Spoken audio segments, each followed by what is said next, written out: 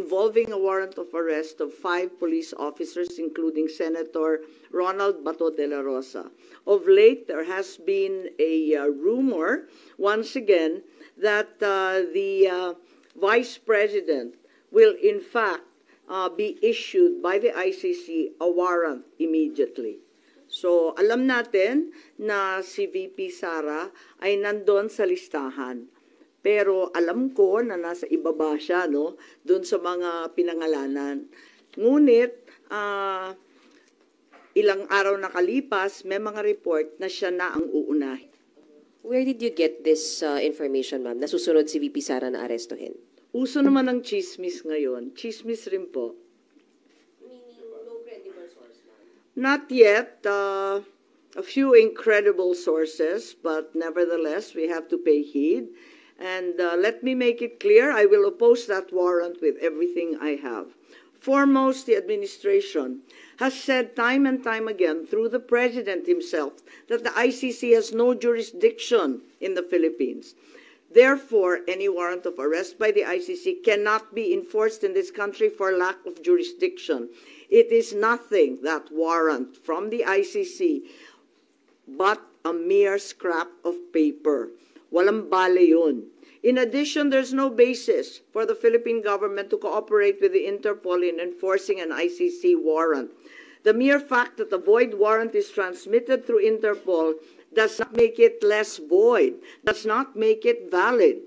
At ikatlo, as the hearings have established, the circumstances surrounding the investigations of the ICC in this country, the incidents leading to the issuance of these ICC, and the enforcement of such warrants are politically motivated and really are in violation of Article 3 of the Constitution of the Interpol itself, which prohibits the Interpol from participating in any intervention or activity of a political character.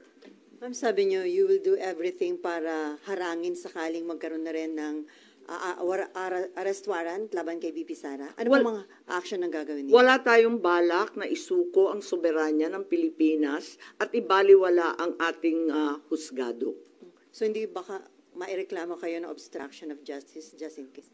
Hindi po alam. So ano mga action ang gagawin niyo para harangin sakali? Iniisip pa kung anong kailangan gawin dahil tulad nga ng sinabi ko, haka-haka pa lamang ito. Ngunit sa nakita natin sa mga nakaraang 2 taon, itong mga haka-haka, duda, suspetsa, madalas nagiging totoo. So may mga preparation na rin si VP Sara dyan sa chismis na natanggap niyo? Marahil po. Pero yung warrant na paparating para kay Senator Bato and other former police officials, credible na po yung source nyo dun, ma'am? Parang, kasi maliwanag yung listahan, pero at andun siya sa sumunod na listahan ng ICC, di ba? Andun siya sa warrant, kaya't inaakala namin na yun na ang susunod.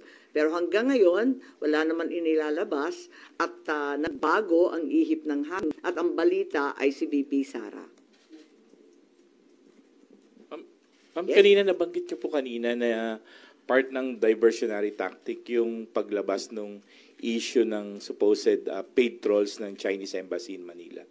Are you now saying that Senator Tolentino and the committee niya po were used po for this propaganda by the administration?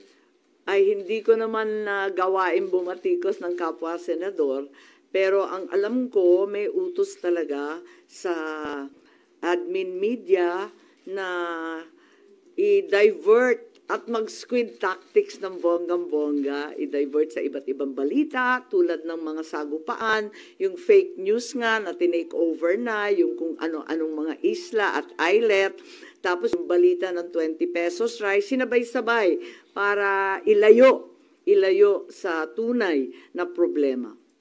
But as a sitting senator po, kayo po hindi kayo nababahala if there's some truth to it na although it's a widespread speculation na even before pa na gumagamit yung China ng machinery, ng propaganda machinery regarding the WPS issue. Naku naman, sigurado tayong meron. walang pagkakaila, walang duda na meron silang makinarya para dyan. Meron din ang mga Amerikano, meron din yung iba't ibang mga malalaking bansa. Marami talagang nakikialam. Next time po. Ma'am, how do you feel about people saying na hindi maganda na kayo po kinampihan nyo yung mga Dutertes, yung kalaban ng kapatid nyo, more than dun sa kadugo nyo po sa si President Marcos? How do you feel about that? Masamang-masama ang loob ko, ngunit ang akin lamang, kailanman hindi kami nag-away ng aking kapatid. Yung mga amuyong sa palasyo, yung mga nariyan, yung mga lulong, ayun, sila po ang ating kaaway. At hindi ko naman kinakampihan ang isang panig laban sa isa. Ang pinapanigan ko lamang ay ang soberanya ng Pilipinas na isinusuko natin. Nakakahiya naman itong ginagawa natin na. Ma'am, sino daw yung lulong? Abangan po ninyo. Abangan po ninyo. Pero ma'am, hindi ba para baka ma-destabilize yung leadership